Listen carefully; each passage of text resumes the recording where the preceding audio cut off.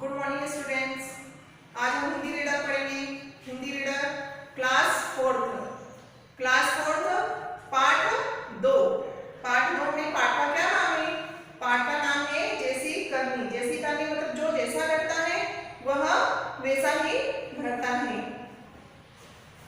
इस कहानी में प्रेम सहयोग चित्र कथा पढ़ना, चित्रों को देखकर उसके भाव समझना, फिर मात्रा वाले शब्दों को पढ़ना, मात्राओं के उच्चारण भेद को समझना, शब्दों में मात्रा डालकर उच्चारण करना, इन बातों का खास आपको ध्यान रखना है। तो हम कहानी पढ़ते हैं। किसी जंगल में एक सियार और ऊंट रहते थे। कौन रहते थे जंगल में?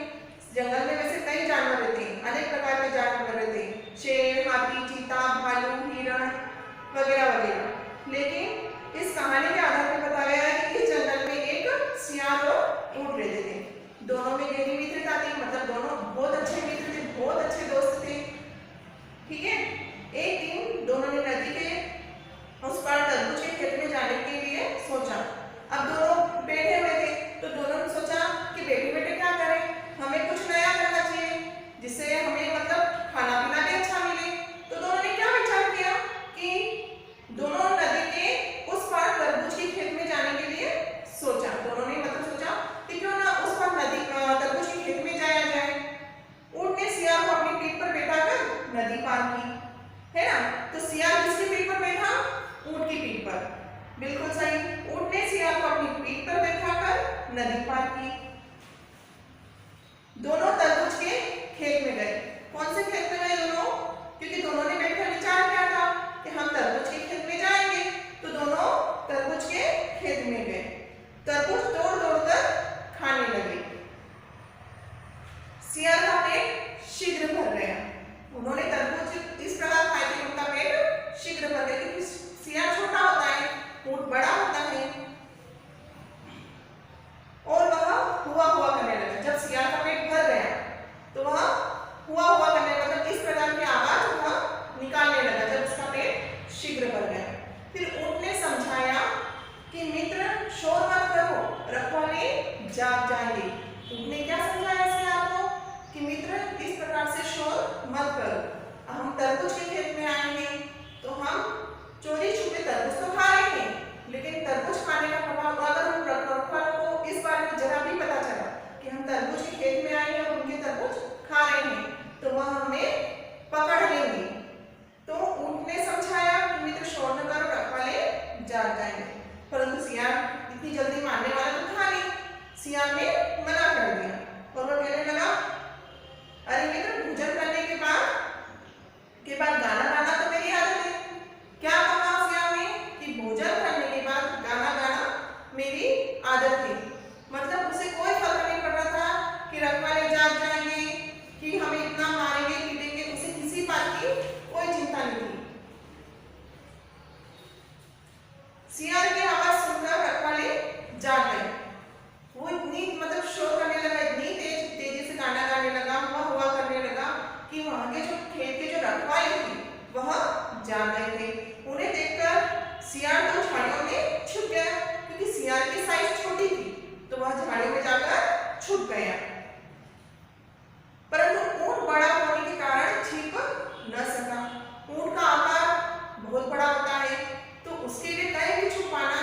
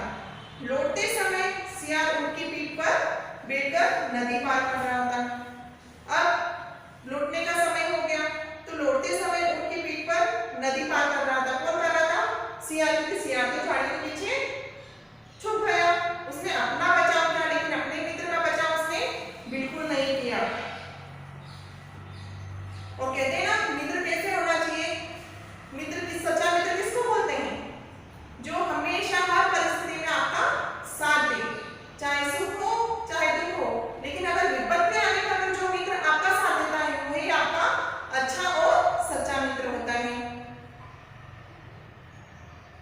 जब दोनों नदी की धारा के बीच में पहुंचे, मतलब वहां से लौटने के बाद ऊंट और सियार दोनों नदी की धारा के बीच में पहुंचे, तो ऊंट ने नदी में डुबकी लगी। मार खाने ऊंट इतना अधमरा हो गया था, फिर उसने सोचा कि धारा नदी की धारा बहुत अच्छी बह रही है, क्यों ना इसमें डुबकी लगाई जाए, तो ऊंट ने नदी में डुबकी लगाई। सियार के मना करने पर उसने कहा भोजन करने के बाद डुबकी लगाने की मेरी आदत है। अब सियार ने क्या किया, क्योंकि सियार बहुत चतुर था, तो उसने क्या किया, उसने सोचा कि क्यों ना मैं ऊंट की पीठ पे बैठ जाऊं, तो मैं तो डूबूंगा नहीं। तो अब क्या हुआ कि ऊंट ने डुबकी लगाई, सियार के मना करने पर उसने कहा भोजन करने के बाद डुबकी लगाने की मेरी आदत है। तो ऊंट ने क्या जवाब दिया सियार के कहने पर कि अरे मित्र, भोजन करने के बाद तो डुबकी लगाना मेरी आदत है। सियार घबरा गया कि अगर ये इस तरह डुबकी लगाएगा तो मैं तो पानी में बह जाऊंगा, लेकिन ऊंट ने फिर दोबारा से डुबकी लगाई, सियार नदी में बह गया। तो इस कहानी से हमें क्या शिक्षा मिलती है, इस कहानी को हमने अच्छे से पढ़ा, आपने भी ध्यान से सुना, तो इस कहानी से हमें क्या शिक्षा मिली कि जो जैसा करता है वह वैसा ही बढ़ता है। अगर आप कुछ अच्छा करोगे या किसी की सहायता करोगे, किसी की मदद करोगे, तो कल से अगर आपके ऊपर कोई विपत्ति आएगी तो वो भी आपकी सहायता अवश्य करेगा। तो हमें हमारे मन में मतलब क्या है कि सेवा भावना होना चाहिए, किसी की मदद करने की भावना होना चाहिए, है ना। अच्छे काम में तो सब आगे आते हैं, पर कभी कभी कोई ऐसी स्थिति उत्पन्न हो जाती है कि हमें मित्र की सहायता लेकर, अगर उस परिस्थिति में वो मित्र हमारी मदद नहीं करता है तो फिर क्या होता है कि समय आने पर उसके पास भी ऐसा समय आता है उसकी भी सहायता कोई नहीं करता, वह अकेला ही रह जाता है। इसलिए जो करो अच्छा करो, सेवा भावना से करो। इसलिए इस कार्य से हमें क्या शिक्षा मिलती है कि जो जैसा करता है वह वैसा बढ़ता है।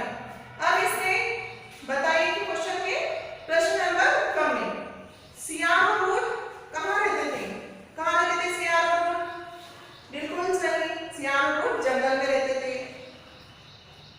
सियार ने नदी कैसे पार की, इस कहानी को हमने ध्यान से पढ़ा तो आप सभी को अच्छे से समझ में आया होगा। सियार ने नदी कैसे पार की, सियार ने नदी ऊंट की पीठ पर बैठकर पार की। सियार और ऊंट कहाँ गए, सियार और ऊंट कहाँ गए, सियार और ऊंट तरबूज के खेत में गए। पेट भरने पर सियार ने क्या किया, जब सियार का पेट भर गया तो क्या किया उसने, वह हुआ हुआ करने लगा, मतलब इस प्रकार से वह आवाज करने लगा। अब प्रश्न नंबर 2 में लिखिए, लिखिए में क्या वाला है, ऊंट ने सियार को क्या समझाया। जब वो तरबूज के खेत में गए ना तो ऊंट ने सियार को क्या समझाया, ऊंट ने सियार को समझाया कि मित्र शोर मत करो, रखवाले जाग जाएंगे। क्या समझाया, मित्र शोर न करो, रखवाले जाग जाएंगे। खा वाला है बीच नदी में पहुंचने पर ऊंट ने क्या किया, जब बीच नदी में ऊंट पहुंचा उसने क्या किया, डुबकी लगाई। बीच नदी में पहुंचने पर ऊंट ने डुबकी लगाई। ऊंट ने बीच नदी में डुबकी क्यों लगाई, ऊंट ने बीच नदी में डुबकी इससे लगाई क्योंकि भोजन करने के बाद डुबकी लगाना मेरी आदत है। ऐसा किसने कहा था, ऊंट ने कहा था। किससे कहा था, सियार से कहा था। तो अब प्रश्न नंबर 3, सही शब्द चुनकर रिक्त स्थानों की पूर्ति कीजिए। रिक्त स्थान की पूर्ति करेंगे। उस तीसरे नंबर के क वाले में है ऊंट और सियार में रहते थे। कहाँ रहते थे ऊंट और सियार, गांव में या जंगल में? बिल्कुल सही, जंगल में रहते थे। ऊंट और सियार जंगल में रहते थे। दोनों में गहरी थी, क्या थी, मित्रता या शत्रुता? बिल्कुल सही, दोनों में गहरी मित्रता थी। सियार का पेट भर गया, शीघ्र भर गया या देर से भरा? हाँ, सियार का पेट शीघ्र भर गया। शोर सुनकर रखवाले सो गए या जाग गए? शोर सुनकर रखवाले जाग गए।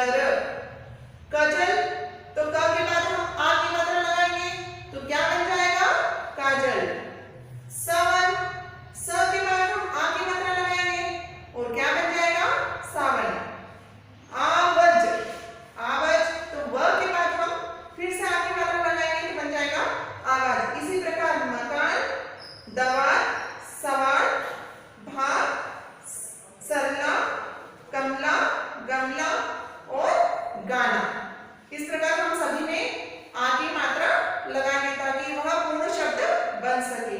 ठीक है, अब प्रश्न नंबर 7, पहले वर्ण पर ई की मात्रा लगाकर लिखिए। मतलब कि इसमें स्पष्ट रूप से बताया गया है कि पहला वर्ण मतलब कि जो सबसे आगे जो वर्ण दे रखा है उसके आगे हम ई की मात्रा लगाएंगे।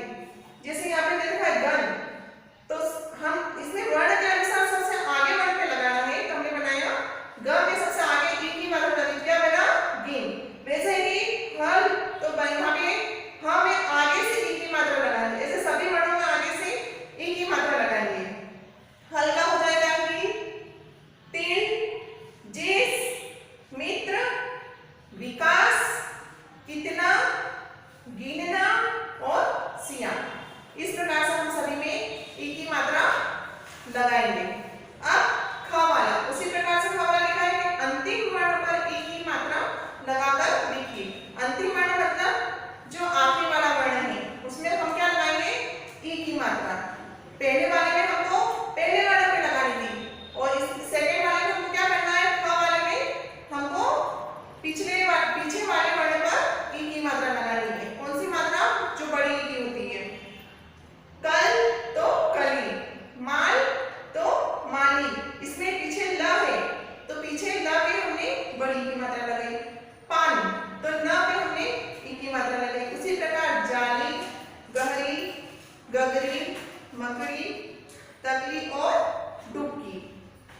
अब उसके बाद ग वाला में छोटे ऊ की और बड़े ऊ की मात्रा लगाकर हमें नए शब्द बनाना है। जो इस तरफ हमें दे रखा है छोटे ऊ की मात्रा, इधर हम सभी छोटे ऊ की मात्रा लगाएंगे और इस तरफ हम बड़े ऊ की मात्रा लगाएंगे। सूद तो सूद, कुल तो कुल, लेकिन इधर सबने छोटे ऊ की मात्रा लगाएंगे। तुल तो तुल, चन है तो चुन, इधर भी दे रखा है। कल तो इधर लिखेंगे हम कुल, तल तो क्या लिखेंगे इधर तुल, चल तो इधर चुन। जैसा कि इसमें ग वाले में दे रखा है, ग वाले में कि इधर हमको ऊ की मात्रा लगानी है और इधर वाले में हमको बड़े ऊ